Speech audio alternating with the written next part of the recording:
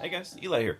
Back to do my movie acquisition video for January 2025. I'm like, what year is it? What month is it? I don't know. January 2025. All my movie acquisitions. We got a couple different formats here. Actually, quite a few different formats. So, and some odd ones that you won't expect, like LaserDisc's. So, let's get into it. So I think we'll start with new releases. These are two of my favorite movies from last year, I would have to say. For sure, The Substance. This was like top 5 for me, I think. This was just so good. I waited and waited and waited for this to finally be released, in physical format. Opted for the Blu-ray. Can't wait to watch it again at home, because I only did see it once in the theater, but man, I loved it.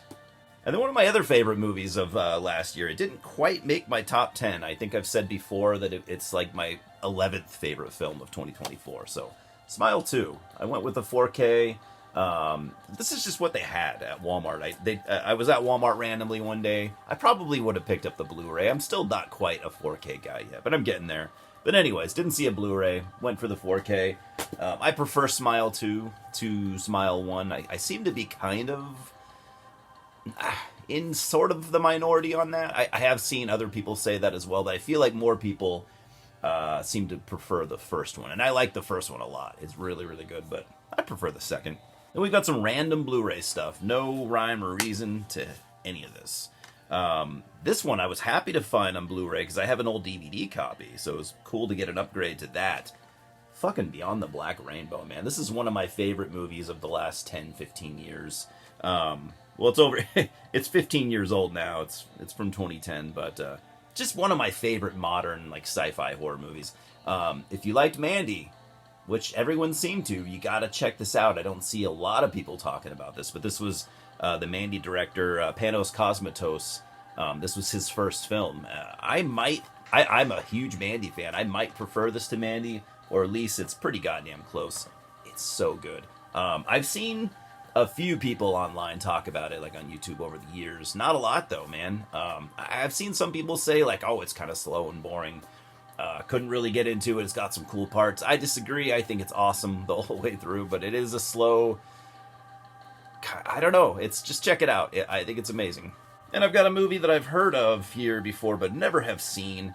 I've never been the biggest horror comedy fan, but lately I've been kind of, I've been kind of a little more open to it, especially with older stuff. And this is like an 80s movie, I think. 96? I could have sworn this was an 80s movie, but I guess it came out in 96. At least that's what I see. Correct me if I'm wrong. I'm a huge Arrow video fan, so I picked up Vamp, starring Grace Jones. This is a vampire horror comedy. Like I said, I could have goddamn sworn this was from the 80s. I guess it's 96. It's a 90s movie, not an 80s movie. Again, I've heard of it over the years. Just for the longest time, I wouldn't pick up a lot of horror comedy stuff, but I don't know. I guess I'm in a mood now. I love Arrow video, so I'll pick up Arrow stuff whenever I can. There's the new alternate cover right there. I opted for the original. And last for the Blu-rays today, we've got Hellboy Steelbook. Did I need this? Absolutely not. This is the first Hellboy. Dude, I gotta have at least 2 to 3, maybe 4 versions of this on DVD. But I didn't have it on Blu-ray, and Steelbooks are fun, so this is the director's cut. I don't know if I have to have the director's cut, because like I said, I have at least 3 or 4 versions of this movie. Guillermo del Toro, one of my favorite directors. Hellboy, one of my favorite comic book characters. It's a great movie. I don't know if it's my favorite. I might prefer the second one, but the first one's goddamn, it's classic.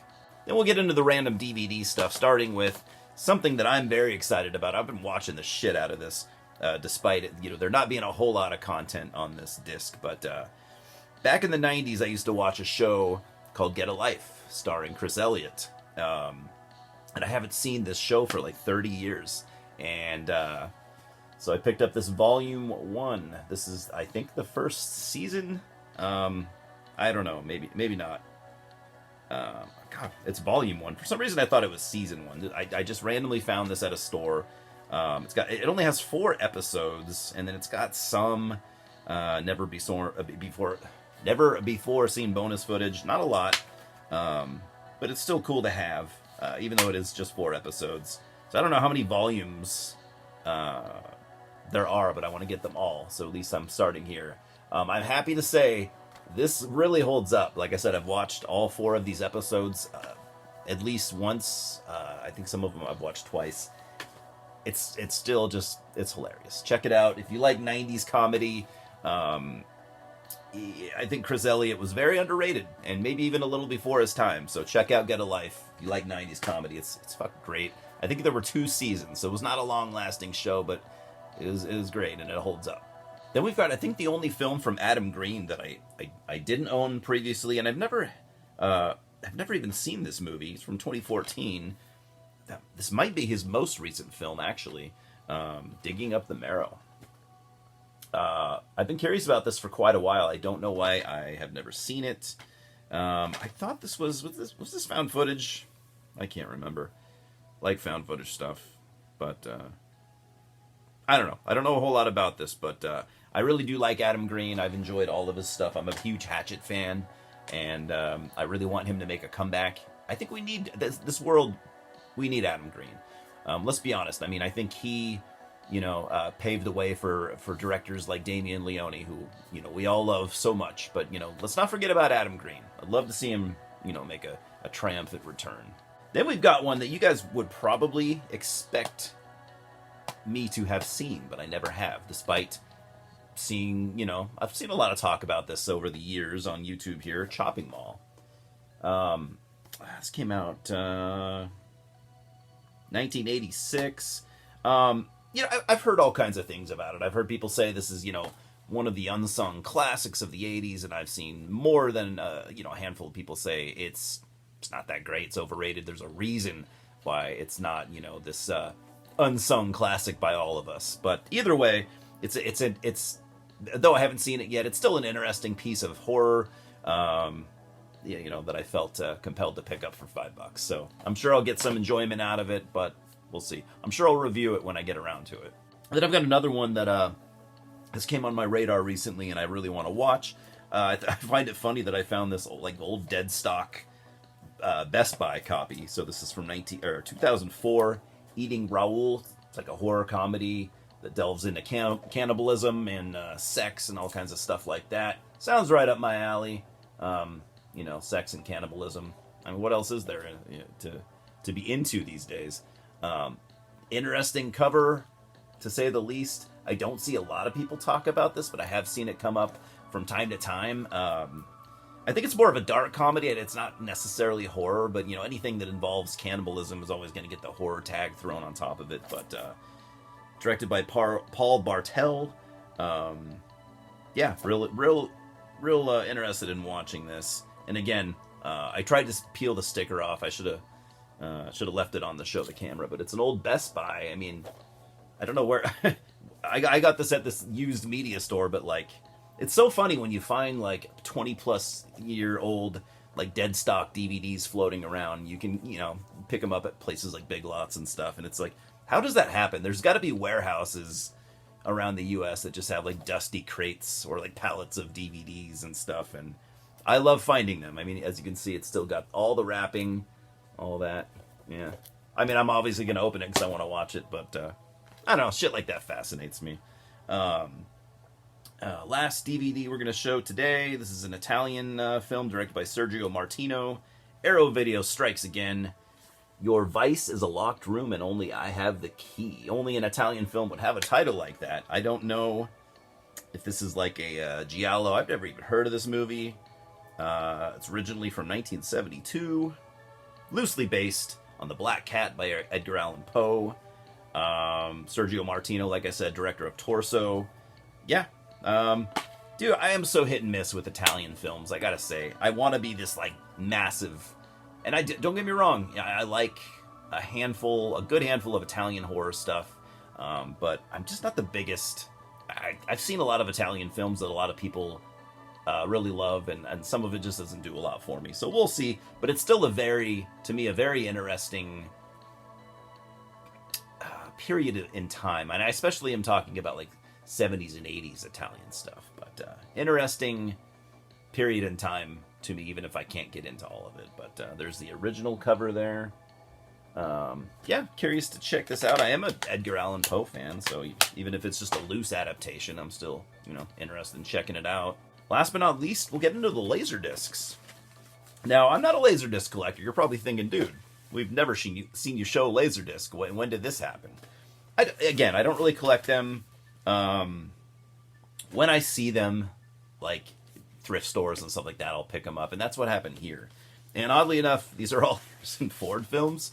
It's just like somebody just donated their Harrison Ford collection. We're going to start with the only one of these that I really love, though all three of these movies were, they were big for me growing up. I loved all of these growing up, but this is the one that I would rewatch to this day. I'm talking about The Fugitive, man.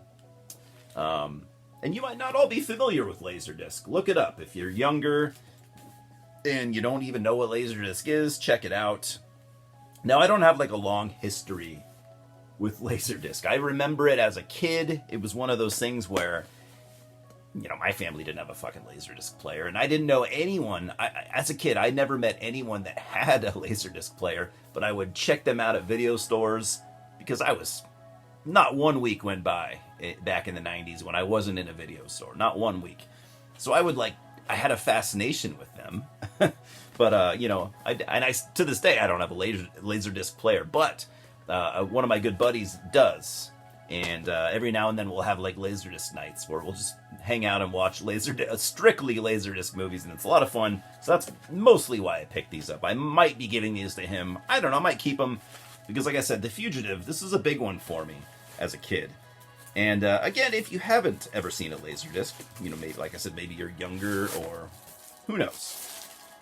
They are movies that they predated DVD, obviously, and they come on like big record-size DVDs. Very interesting that the LaserDisc format. It didn't last a long time, right? I don't know how long. I can't remember, but not that long. It's a very, very cool piece of movie history, right? In my opinion. But anyways, then we've got Patriot Games. I watched this one a lot as a kid. Again, I'm not super keen on watching stuff like this these days, like political thrillers. No, thank you. Not for me. But I do remember these being very good movies. Harrison Ford plays Jack Ryan. What year did this come out, by the way? It's 1992. I was 10 years old. Pretty cool movie. And then I've got Clear and Present Danger.